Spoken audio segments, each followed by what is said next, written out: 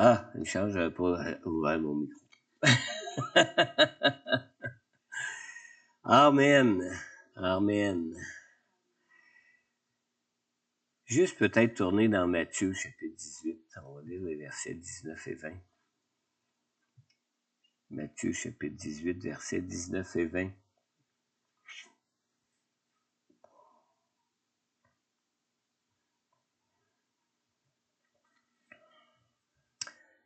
On lit ici, « Je vous dis encore que si deux d'entre vous s'accordent sur la terre pour demander quoi que ce soit, cela leur sera accordé par mon Père céleste. En effet, là où deux ou trois sont rassemblés en mon nom, je suis au milieu d'eux. » Le Seigneur donne une bénédiction spéciale à la prière qui est faite en commun. Quand on prie ensemble, le Seigneur nous donne une bénédiction spéciale. Là où les enfants de Dieu se mettent à prier ensemble dans un même accord, cet endroit même est remué.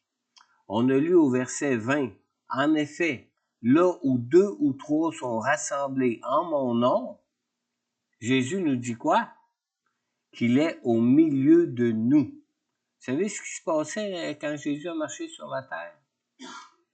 Quand il arrivait dans des endroits où il y avait des démons, les démons réagissaient. Hein? Tout était remué juste par la présence du Seigneur Jésus. Alors nous, quand on prie en commun, là où deux ou trois sont rassemblés dans le nom du Seigneur, le Seigneur lui-même est au milieu de nous.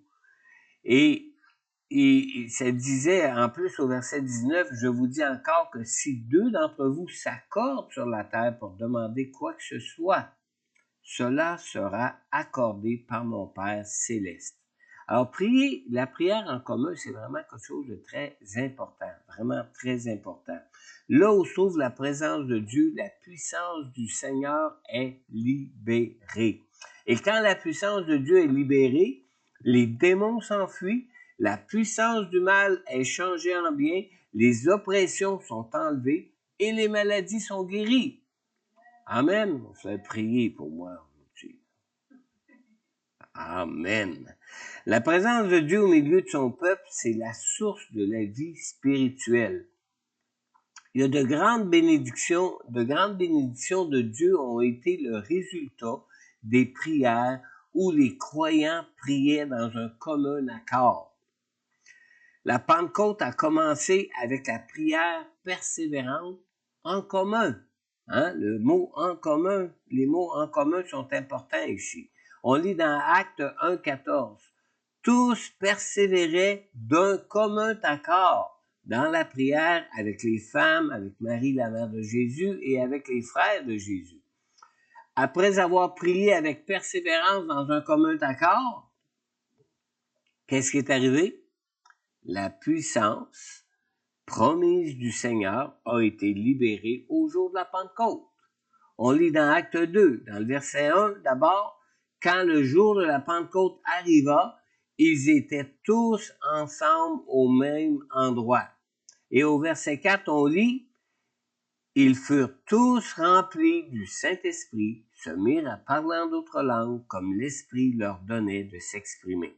Alors même, vous savez, même après le jour de la Pentecôte, les croyants de la première Église demeuraient dans une unité de cœur, unis dans leur foi et unis dans la vérité. On lit dans Acte 2, dans le verset 42, « Ils persévéraient dans l'enseignement des apôtres, dans la communion fraternelle, dans la fraction du pain et dans les prières. » Et on lit au verset 46, « Chaque jour, avec persévérance, ils se retrouvaient d'un commun accord au temple. » Comptez le fois ici qu'on voit le mot communion, le mot commun, le mot ensemble. Ils rompaient le pain dans les maisons, ils prenaient leur nourriture avec joie et simplicité de cœur. Qu'est-ce qui est différent pour nous d'avec cette époque de la première Église? Hein? Qu'est-ce qu'il y a de différent pour nous d'avec cette époque de la première Église où ce qu'on voit cette unité, où ce qu'on voit cette persévérance de marcher ensemble, de marcher en unité de foi, en unité de cœur, de marcher ensemble et de prier ensemble. Il n'y a rien de différent. Hein? Nous avons le même Dieu, nous avons le même esprit et nous avons le même Sauveur qu'à cette époque. Le même. Alors, cette époque n'était pas une époque où il était plus difficile que de nos jours de partager l'évangile de Jésus qui sauve. C'était pas plus facile à l'époque. On lit qu'après avoir eu des menaces des autorités du peuple, dans Acte 4 et au verset 24, on lit qu'ils s'adressèrent tous ensemble à Dieu. Et le résultat d'avoir prié ensemble se trouve plus loin, toujours dans Acte 4, mais au verset 31, où ce qu'on lit, « Quand ils eurent prié, l'endroit où ils étaient rassemblés trembla, ils furent tous remplis du Saint-Esprit, et ils annonçaient la parole de Dieu avec assurance. » Alors, dans ce verset-là, ici, là, parce qu'ils ont encore prié ensemble, qui se sont adressés encore ensemble à Dieu dans Acte 4, 24, on voit ici les mêmes résultats qu'au jour de la Pentecôte, où après avoir prié ensemble, la puissance de Dieu a été à nouveau libérée. Alors Dieu n'a pas changé. Et cette même puissance est toujours aussi disponible pour nous aujourd'hui. Dieu est toujours le même.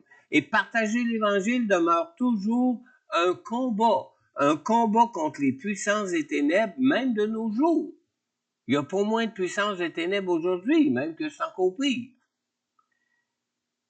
On a besoin de cette puissance, et cette puissance-là, on la reçoit quand on est unis ensemble, unis dans la prière pour adresser nos requêtes à Dieu, unis dans la foi pour s'adresser à Dieu, unis dans la vérité, parce que on n'a aucune puissance contre la vérité. On n'en a que pour la vérité.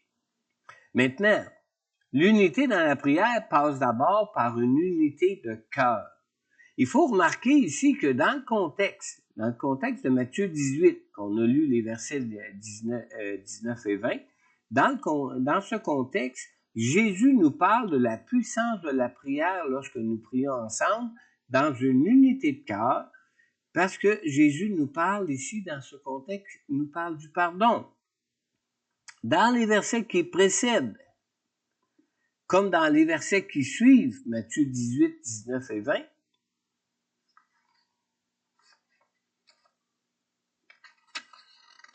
excusez, c'est bien 19 et 20, oui.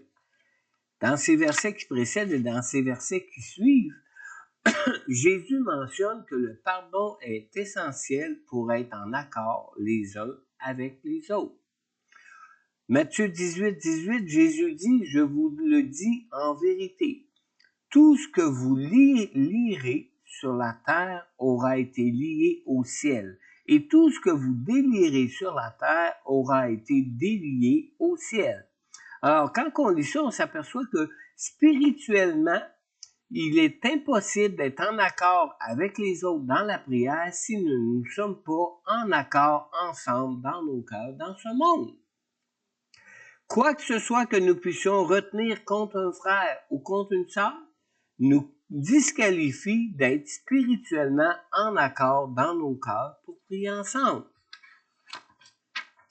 Au verset 33, toujours dans Matthieu 18, ce verset nous dit, « Ne devais-tu pas toi aussi avoir pitié de ton compagnon comme j'ai eu pitié de toi? » Alors Dieu ne peut pas bénir de sa présence, ne peut pas répondre à nos prières si nous gardons quoi que ce soit dans nos cœurs contre un frère ou contre une sœur. On lit même au verset 35, « C'est ainsi que mon Père céleste vous traitera si chacun de vous ne pardonne pas à son frère de tout son cœur. » Alors, pardonner de tout son cœur, vous savez, c'est toujours quelque chose de coûteux de pardonner. Hein? C'est toujours coûteux de pardonner. Et c'est au prix de la vie de Jésus que nous sommes réconciliés avec Dieu, que nous avons été réconciliés avec Dieu qui est au ciel et que nous pouvons aujourd'hui voir nos prières être exaucées ici-bas dans ce monde. Amen. Maintenant, Avant de prier, confessons à Dieu notre manque de pardon et peut-être même notre incapacité à arriver à pardonner les offenses de notre cœur, de notre sœur ou de notre frère. Demandons-lui la même grâce pour pardonner à ceux qui nous ont offensés que cette grâce que Jésus lui-même nous a accordée, avec laquelle nous-mêmes nous pouvons être pardonnés. Amen. Amen. On va se rassembler ici en avant et on va prier ça.